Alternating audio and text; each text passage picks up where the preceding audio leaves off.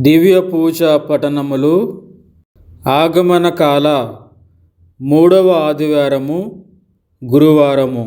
మొదటి పఠనము ఇర్మియా గ్రంథము 23వ అధ్యాయము వచనములు 5 నుండి 8 వరకు.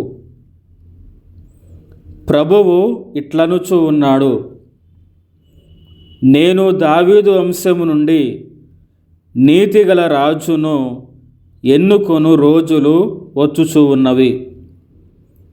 రాజు విజ్ఞానముతో పరిపాలించును, దేశమంతటా నీతి న్యాయములు నెలకొల్పును. అతని పరిపాలనా కాలమున యోధా భద్రముగా జీవించును, ఇశ్రాయేలీలు శాంతితో మనుదురు. ప్రభువు మనకు రక్షణము అని అతనికి పేరెడుదురు. ప్రభు ఇట్లనుచూ ఉన్నాడు, కొత్త కాలము వచ్చును. ఆ రోజులలో ప్రజలు ఇశ్రాయేలును ఐగుప్తు నుండి తోడుకొని వచ్చిన సజీవుడైన ప్రభు పేరు మీదుగా మేము ప్రమాణము చేయుచున్నాము అని చెప్పరు. ప్రజలు ఇశ్రాయేలును ఉత్తర దేశము నుండి, వారు చెల్లాచెదురైన అన్య దేశముల నుండి తోడుకొని వచ్చిన సజీవుడైన ప్రభు పేరు మీదుగా మేము ప్రమాణము చేయుచున్నాము అని పలుకుదురు.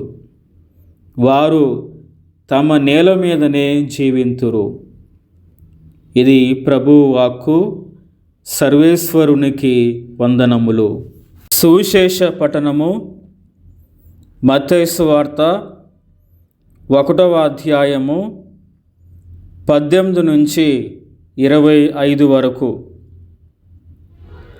యేసుక్రీస్తు పుట్టుక రీతి ఎట్టిదనా, ఆయన తల్లి అయిన మరియమ్మకు యోసేపుతో వివాహము నిశ్చయింపబడినది. కానీ వారిరువురు కాపురము చేయకముందే పవిత్రాత్మ ప్రభావం వలన మరియమ్మ గర్భము ధరించినది. ఆమె భర్తయగు యోసేపు నీతిమంతుడగుటచే మరియమ్మను బహిరంగముగా అవమానింప ఇష్టము లేక రహస్యముగా పరిత్యజించుటకు నిశ్చయించుకొనెను.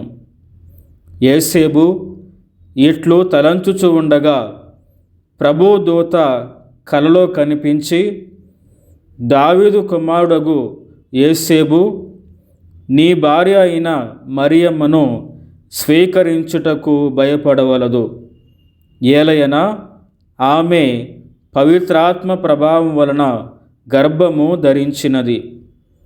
ఆమె ఒక కుమారుని కనును.